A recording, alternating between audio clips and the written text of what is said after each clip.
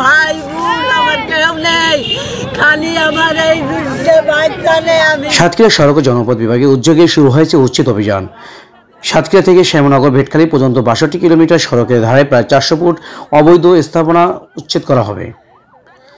তবে এই উচ্ছেদ অভিযান নিয়ে উঠেছে নানা প্রশ্ন। অবৈধ এসব স্থাপনা থাকা মানুষের থাকার জায়গা না দিয়ে কেন এই অভিযান চালানো হয়েছে, এমন প্রশ্ন সাধারণ মানুষের। সাতক্ষীরা কালীগঞ্জ সড়কের ইটগাছা এলাকায় রাস্তার ধারে থাকতেন কিছু ভূমিহীন পরিবার।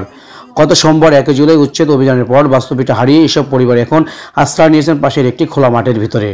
বৃষ্টিতে ভিজে কাদা মেখে তারা সেখানে থাকছেন, কারণ থাকার জন্য তাদের আর কোনো জায়গা নেই।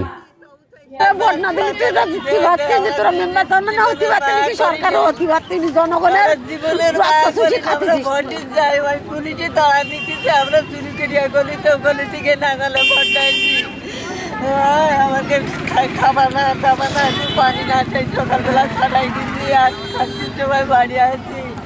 আজকের আমার গায়ে উচ্ছেদ করে আমার গায়ে পথে ফাটাই দেবে, তাই আমরা বুঝতে পারিনি আমরা ভোট দিতাম না। কিছু জিনিস পথে তুলে আমি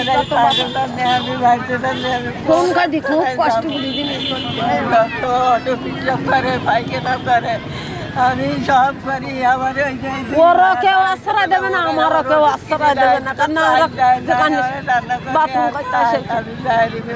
আমার হাতের তোর, তারপর আমার কিডনির সমস্যা, শ্বাসকষ্ট, আমি কাজ করতে পারি না। আমার বাড়িতে বাস্তবতা এসব মানুষ অভিযোগ করেছেন উচ্ছেদ অভিযানের আগে তাদের কোনো নোটিশ দেওয়া হয়নি, শুধু বাড়িঘরে লাল রঙের চিহ্ন দিয়ে রাখা হয়েছে। এমনকি কবে উচ্ছেদ করা হবে তা না জানিয়ে কিছুদিন আগে শুধু মাইকিং করে ক্ষান্ত হয়েছেন প্রশাসন।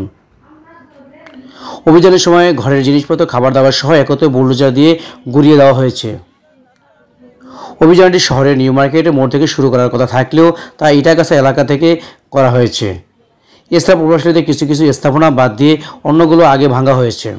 সরকারের স্থানীয় জনপ্রতিনিধিদের প্রতি উচ্ছেদ অভিযানের উদ্যস্ত হওয়া মানুষের এখন একটাই দাবি, তাদের পুনর্বাসন ব্যবস্থা করা হোক।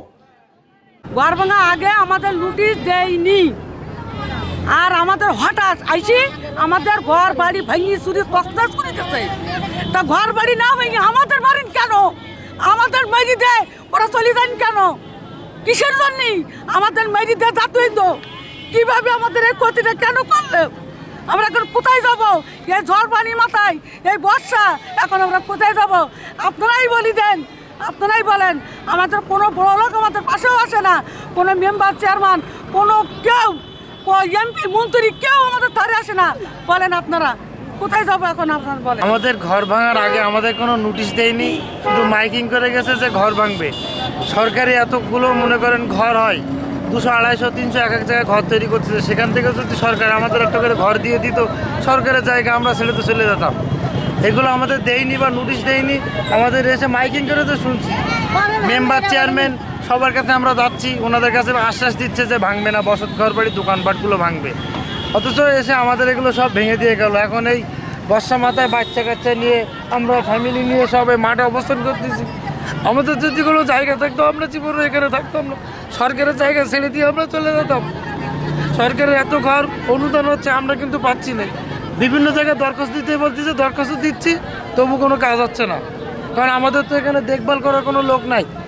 আমাদের একটাই অনুরোধ, আমরা টাইম চাইছি, সময় চাইছি যে আমরা জিনিসপত্রগুলো আমরা সরাতে পারি যেন ঘরের থেকে। তা আমরা কিছু সরাতে পারিনি।